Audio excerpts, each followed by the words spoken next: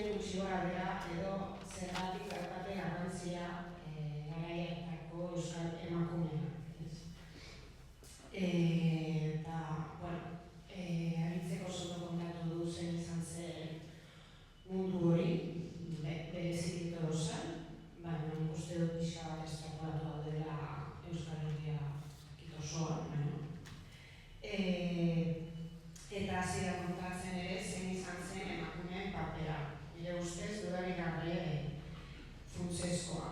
Eta Euskal emakumeen barruan, kontestu historiko hori buruz hitz egin nahi badugu, ezin dugu ez hitz egin emakume abertzale batzari buruz. EAJaren inguruan antolatu zen, antolatu zuten erakunde politiko oso garrantzitsu bat, eta emakumeek egin zuten, eta emakumeentzat. Eta kontuan izan da zen zen bere papera, emakume bezalatzaren papera, umeen euskaldunizazioaren eta hori guztia, gaur ezinbestekoa zen beraiei buruz hitz egitea. Zer prozeduko da. Hori hasteko modu arrun bat izango litzateke esatea, adibidez, Espainiako Gerra Zibilaren hasi zenean, emakume abertzale batzak 20.000 kide baino gehiago zeudela kontatuak. Hau da, ez zaleak, ez inguruan zebilen emakumeak, baizik eta 20.000 emakume baino gehiago joan ziren leku batera, bere izenak ematera mugimendu horretan parte aktibo izatera. Eta zuek esan duzun bezala, ez mugimendu sozial eta politiko bat partaide izateko, ez? Kontatu beharko nizueke nola, non zergatik lortu zuten arrakasta hori, zein izan zen bere presentzia eta ekarpenak herrietan modu orokor batean. Baina ez dut horri buruz hitz egingo, eta kontatuko dizue zergatik. Nire uste batean, naiz eta badaudela ikerketa politak eta oso interesgarriak, orokorrean ez diogu eman behar duen garrantzia. Eta esango nuke askotan aurreritziz deformatutako irudi bat daukagula garaian lehen zerrenda politiko egon ziren emakumeen inguruan. Orduan, kontatu nahi dudana da, zergatik dauden aurreritzi hauek eta nola baldintzatzen duten gure iritziak eta diskursoak gaien inguruan. Eta orduan, behin hori gainetik azalduta, behin aurreritzi hauek pixka bat azpindua, orduan bukatzeko, orduan hitz egingo dut Xalertxo eta emakume abertzale batzaren kide nabarmenetako bat, Elbitara Zipiteari buruz. Orduan,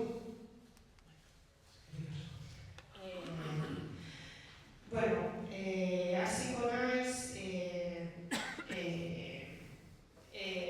hemen badaude kontatzen gutxi gorabehera zeintzuk izan diren ikerketa garrantzitsuenak edo orokorrak, ez?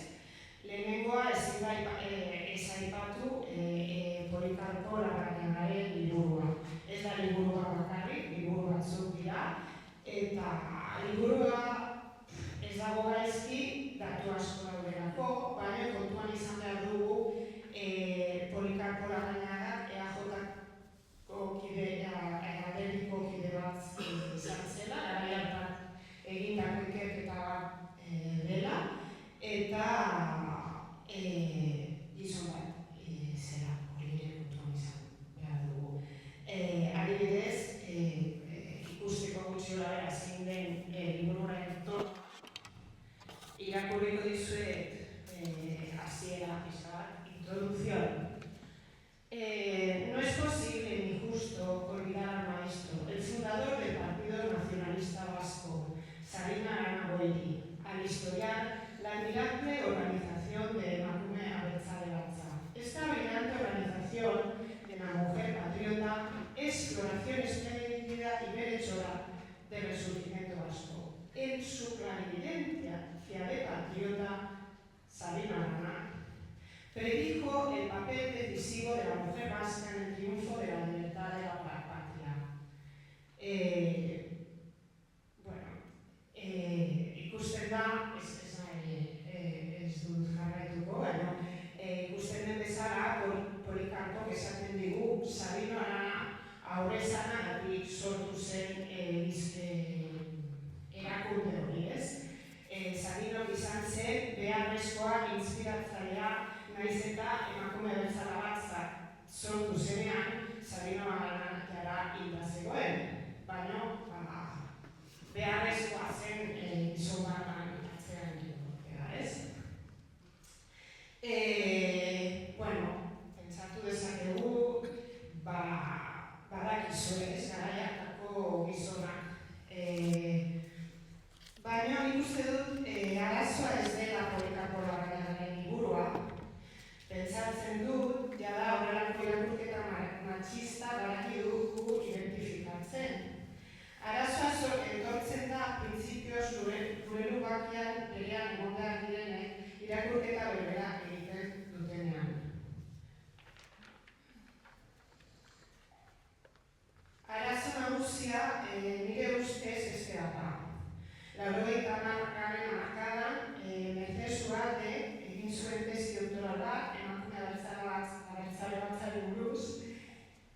Zer gertatzen da, gai baten inguruan tesi doktorala egiten denean, eta ez da tesi hori oso txarra, eta ez da gure kasua, lan hori erreferentzia bihurtuko da, eta hori gertatu da tesi honekin. 1993an argitaratu zen liburu bezala, eta hortik geroztik barkatu.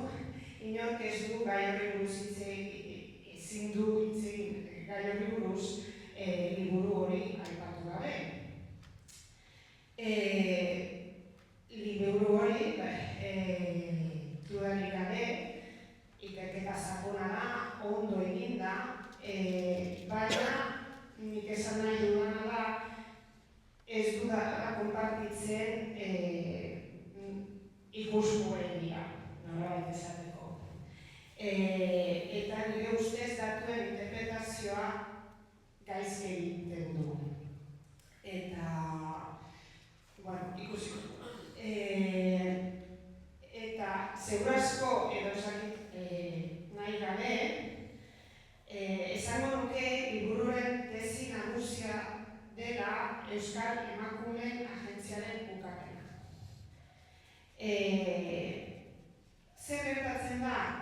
Hasieran berak kontatzen du eta nola liburu hori ikuspegi feminista batetik eginda dagoela.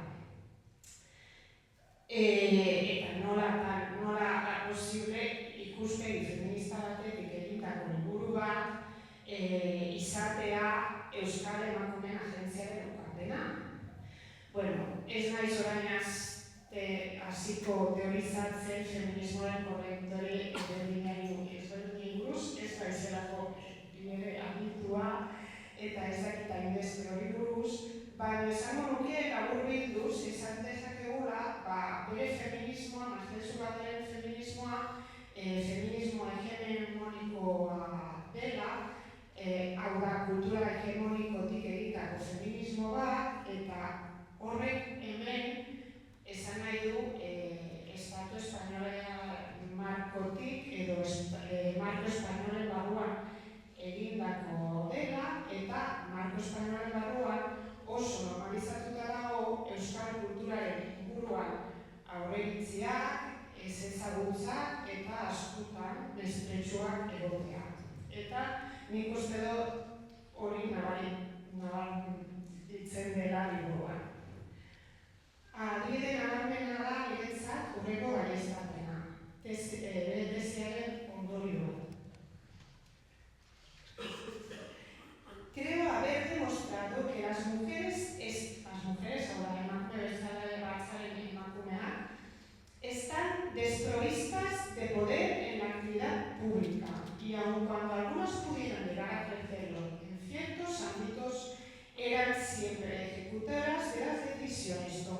en última instancia por los órganos directivos del partido.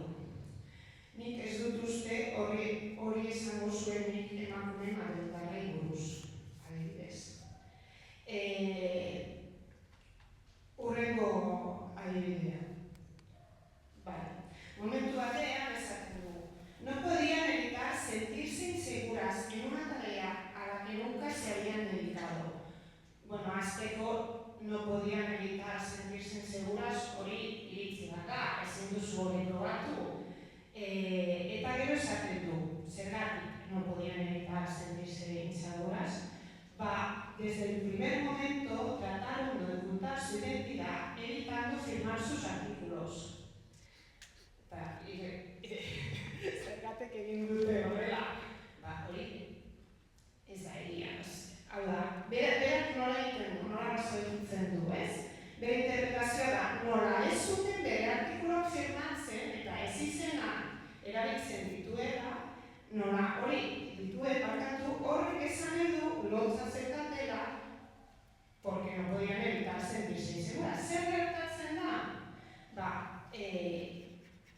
Garai hartako prentza irakurtzen duen edozeinen, badaki, garai hartan jende guztia, ez zirela erabiltzen oso naiz izena. Oso zaila da aurkitzea egunkai batean ez izena. Eta emakumea edo gizona izan da, berdin da. Orduan,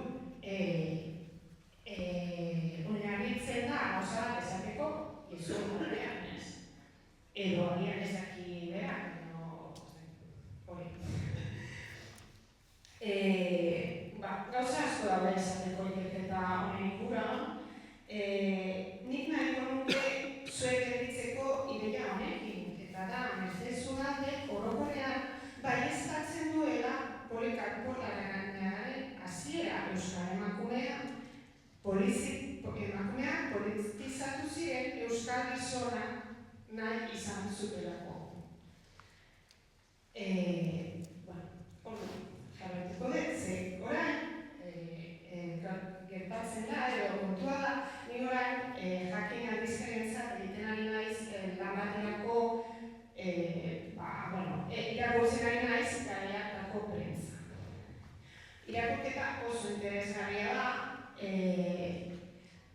eta egia da, emakumeak ez direla asko agertzen, baina agertzen direnean, ze sorpresa, ikus dezakegu leku guztietan bezala emakume mota asko daudela, eta orokorrean bai, nik esango nuke berezik Euskal Herrian, ez da oso ondo ikusita hori esatea, erabakitzeko aukera eta botere daukatela, nahiz eta dudari gabe eta leku guztietan bezala gizarte matxista batean bizi ziren.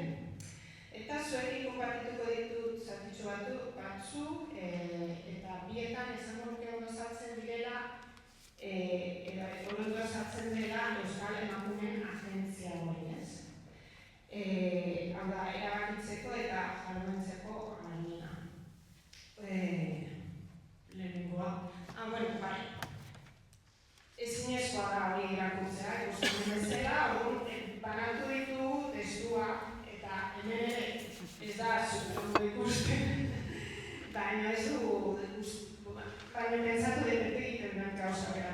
Ez bazaizu gustatu gintzakia behitzen daukazu, horrela opalitxo bat zuentzat. Irakurriko ditut, lehenengo kontatuko dut, ez? Lehenengo testua da, azten dena, el reparto se deslizó, bai? Justo hemen dagoen. Hori, titulo ez da hemen egertzen, baina izenburua da protestas de mujeres de Bermeo. Historia da, Bermeon egon zen barru istripu baten ondoren, herrian diru laguntza batzuk banatu behar izan ziren, eta emakume batzuen artean. Eta emakume honen iritziz ez ziren banatu modu bidezko batean, eta orduan hori da garaiatako kronika. Irakurriko dizuet pasartetxo batzuk. las mujeres da hirugarren paragrafoa.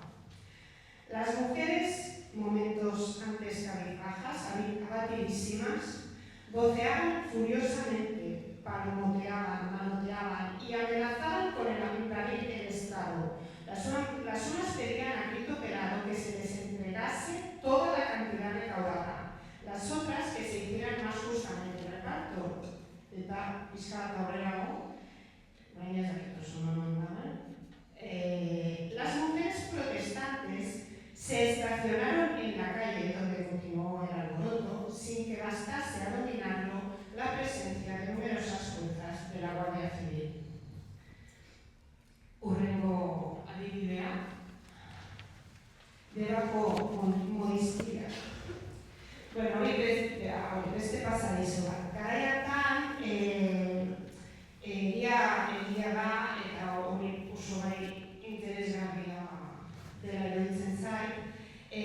Presio handia zegoen emakume gainetik, ze gizon nazionalistek askotan jartzen zuten egunkarietan, nola emakumeak ohitura zeukaten, gehiegizko ohitura zeukaten, erdera pasatzera, eta hori gai hori bazegoen, egunkarietan, eta justo testu hau egiten dio referentzia nola da.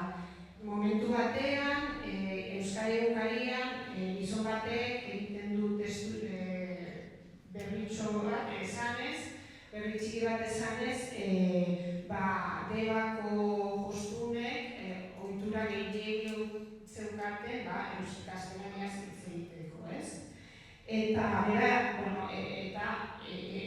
daude gutun batzuk, eta hau da, jostun hauek nola hartu zuten hitza eta egunkarian erantzuten diote, ez?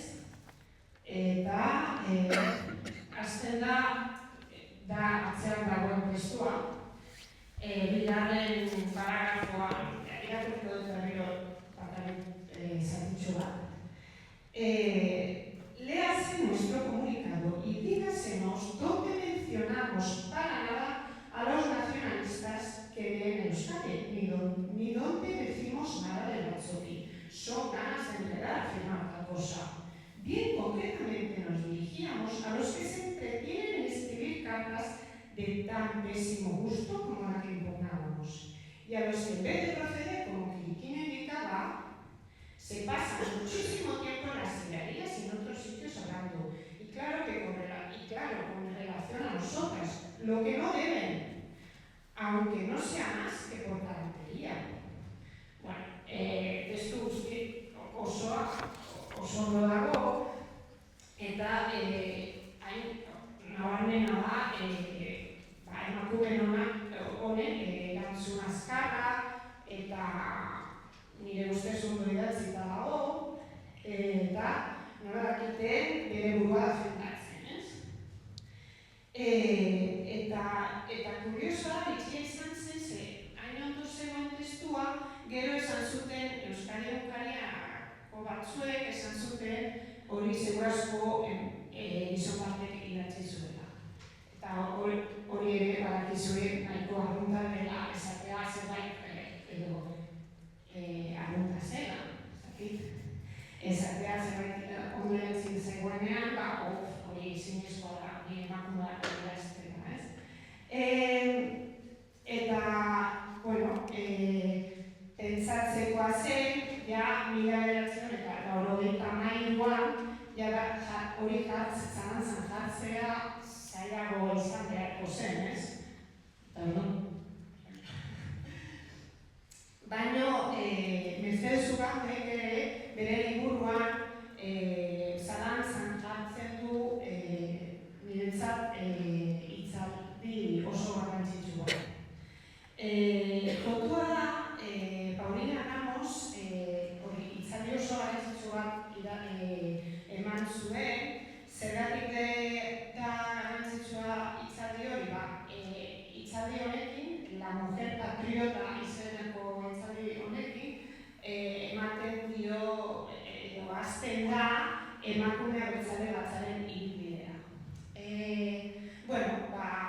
Horri buruz hitz egiten du mesedezu batek, eta hitzaldi honen inguruan edo aipatzen duenean, agertzen denean hitzaldi hori oinor batean mesedezu batek esaten digu. Lehenengo paragrafoan agertzen dena, ez? Muchos de los fragmentos del discurso de la mujer patriota coinciden textualmente con fragmentos de Elías Gallástegui, lo que hace pensar que fue escrito por él. Oinoa arratean, zalantzan jartzen duzu, ondo iruditzen zait, agian arrazoi dauka, nire ustez ez da proba nahikoa esateko Paulina Ramosek hori idatzi ez duenik, baina zinezkoa da hori izatea. Zer gertatzen da? Handik horri alde batzuetara, jada ideia hori, edo hipotesi hori da ez agertzen oinoa batean, baizik eta testu berean eta horrelako terminoetan hitz egiten du horren buruz, ez?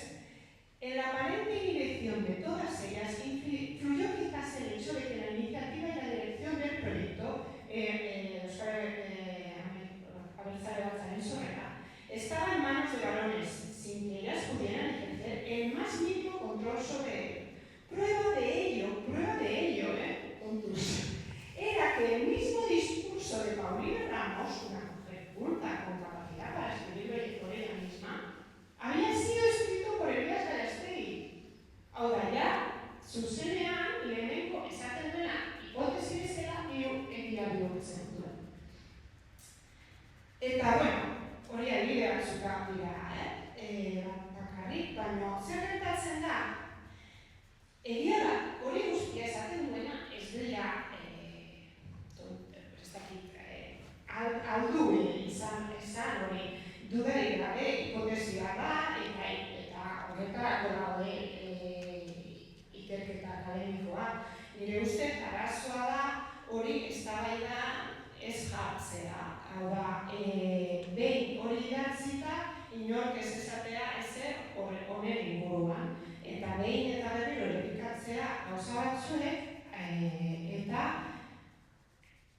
honekin azkenean euskal emakume irudi estereotipatu bat izatea. Eta zer hipotesi eta proposamen hauek egia bihurtzen dira. Eta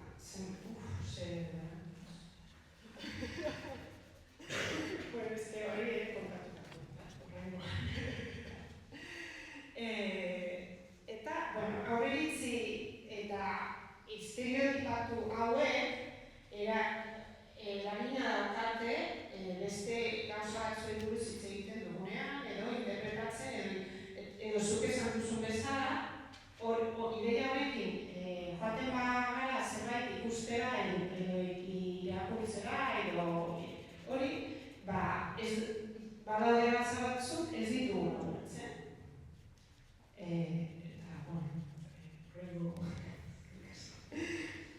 Orain hitz egingo dizuet, telezetaniko horri buruz. Telezetaniko Euskal Dei aldizkarian, 1918an, agertu ziren tirakomiko batzuk dira, eta tirakomiko horretan bi ume bihurri agertzen dira. Eta dira, antza danez, euskaraz daude lehen tirakomikoak. Nire ustez ez diote eman behar diren garantzia, eta ikusiko dugu zeratuko naiz oso azaltzen. Kontua da, hori agertu zenean, Europa osoan zeuden tirakomiko batzuk, Europa osoan, estatu batuetan, bi ume bihurriren klitxearekin, ez? Eta Espainian askoz geroago agertu ziren Gazipi eta Zape moduko batzuk zeuden, hori adibide dira holakoak. Zer gertatzen da? Nire ustez oso gauza bitxia eta oso gutxi komentatuta esateko ez dela komentatu. Ez esateko ez dela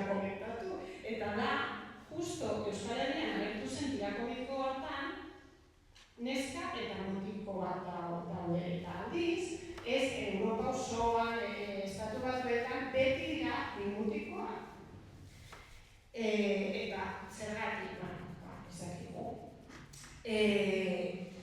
Ez dut aurkitu interpretaziorik, ez bai, txiki bat, arte aplikatua liburuan, esaten du Jose Mari Unzalek,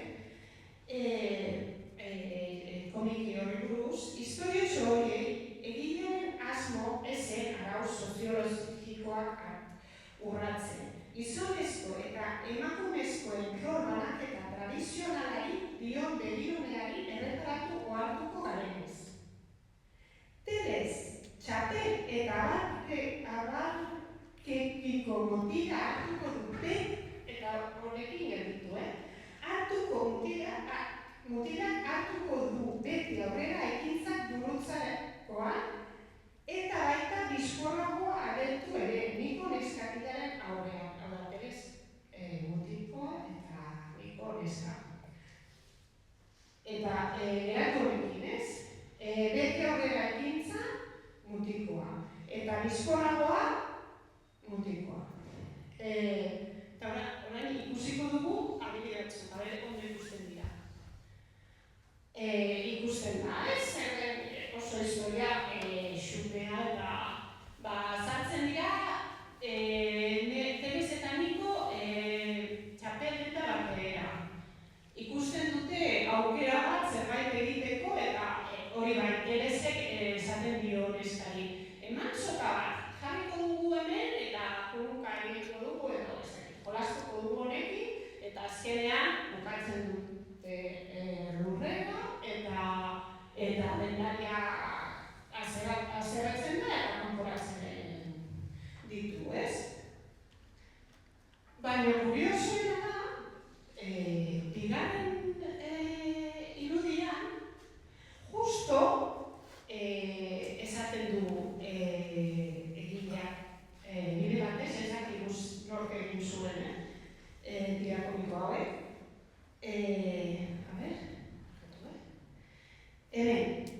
Ikusten badugu, bigarren irudian, testuan ezakitzuek irakurri zuela, esaten du justo.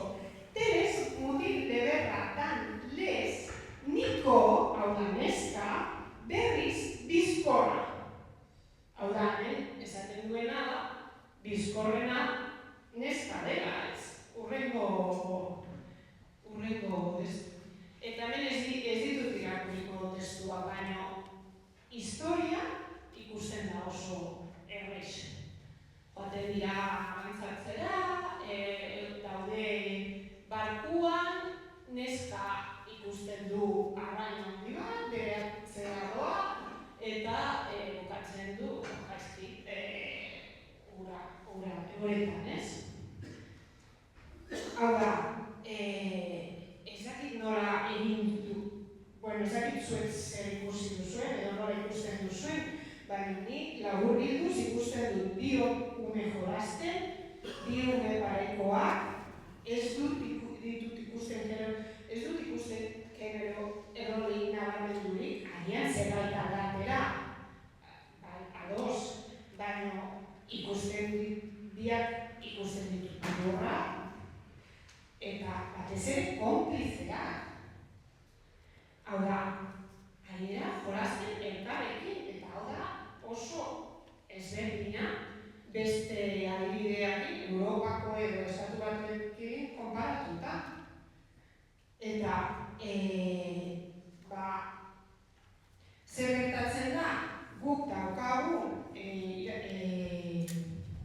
edo nola interpretatu dugun Euskal Emakumeen egonten funtzioa, presentzia, eta nola ikertu den ez beti baino orokorrean, estereotipo hauekin gauza hau ez dugu beratzen. Zer gertatzen ari zen, zer gaitu daude hauek jolasten lasai. Besterik, ja asko basatzen dena, ez dizut kontatuko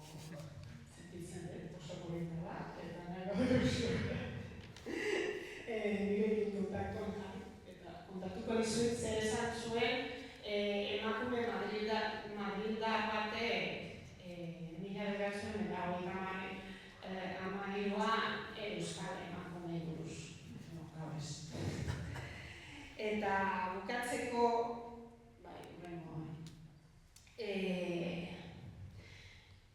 prologo luze honekin, esan nahi nuena da akademiatik egin diren diskurso batzuek eta orokortu den emakume abertzaleatzaren irudiarekin, da hauek emakume agentzia gabeko emakumena ezin dela ulertu adibidez Elbira Zipitiaren figura. Zenik ez dut uste Elbira Zipitiaren figura askotan esaten den bezala salbuespen bat izango denik. Bera, zen bezalakoa emakume abertzale batzaren barruan hasi zelako eta han ikasten zelako praktika politikoa eta hori. Bueno, eta komentatu nahi dudana da hori guztia beretzeko oso adibidea ona da 1900 eta 1979an Elbira Zipitiari egin zioten elkarrizketa bat. Elkarrizketa jakinen webgunean daukazue digitalizatuta, berezi du irakurtzea osoa, eta alitzek egin du testu interesgarri bat honen inguruan, Ondarretik blogean irakurre dezakezue, eta aurkituko dituzue agertzen diren Xabier Txo liburuaren berragiterpen horren inguruan txestasuna. Nik aldiz beste gauza batzuk azpimarratu nahiko nituzke. Eta bakarrik zati zehatz batzuk irakurriko ditut.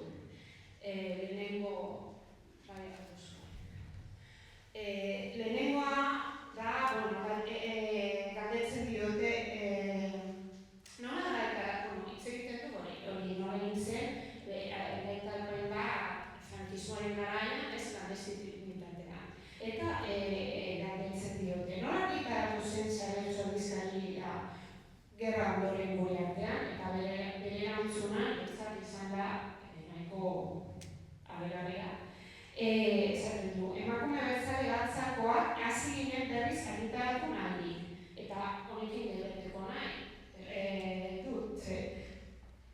Agian oso ezaguna da, baina niretzat berria oso berri izan da irakurtzea emakume abertzale batza martxan zegoela frankismoaren garaian, ez bakarrik martxan, gauzak eginez, proiektuekin eta adibidez, eta barkaturekin, gauza bera aipatzen, baina beste zugalderen ingurua bukatzen da 1926an. Hau da, zer gertatu zen emakume, eta beti aipatzen dugu emakume hauek bakarrik dira izena, baina emakume abertzale batza erakundea dekin zer gertatu zen, zergatik aipatzen du hemen emakume abertzale batza izena, hori kontatzen du, beraiek hartu zuten iniziatiba hori. Eta beste pasarte batzuk, hemen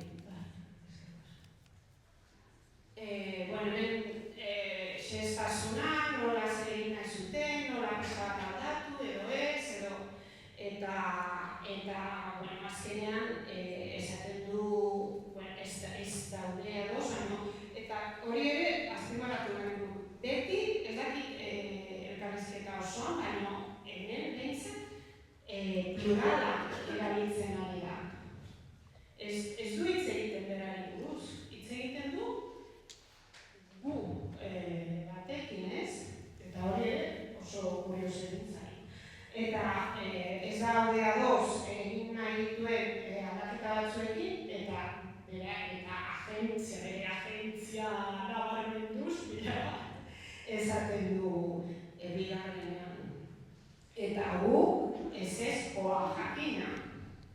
Eta orduan, Zirardean zegoen, eta bere emazteraiak, zer esan zidaten ere gogoan daukat. Ez duzu ustea Xabiertxo eskura edukitzearen, bai nik erantzun niena ere. Ez da lantzegina, baina nik egin alaketari egingo ditut oinarri iritzi edo printzipioak zutik gordetzeko. Nahi baduzue, zuek egin zeurok, baina ez ipini nire izenik. Hartan eten zan gure egina. Eta hori, nik uste Xabiertxo klandestinitatean egin zen argitaratzeko ahaleginari buruz hori agertzen da, Elbira Zipitrearen irudia indartsua agentzia daukan emakume batena, ideia garbiekin, eta hau nik uste dutela pixka bat emakumearen batzaren izan zela emakumeentzat, ez? Eta ez da ondo ulertzen bestela zer gertatu zen frankismoaren garaian. Zer nik uste dut indarguneakatik alzuten egin zuten, ez emakumeen indarra honekin. Baina hasieratik irakurri dudan bezala esaten badugu emakumeen horiek guztiak eran siempre ejecutoras de las decisiones tomadas en última instancia por los órganos directivos del partido, orduan hori guztiak ez dugu ondo ulertzen. Eta ez dugu ulertzen Elbira Zipitrearen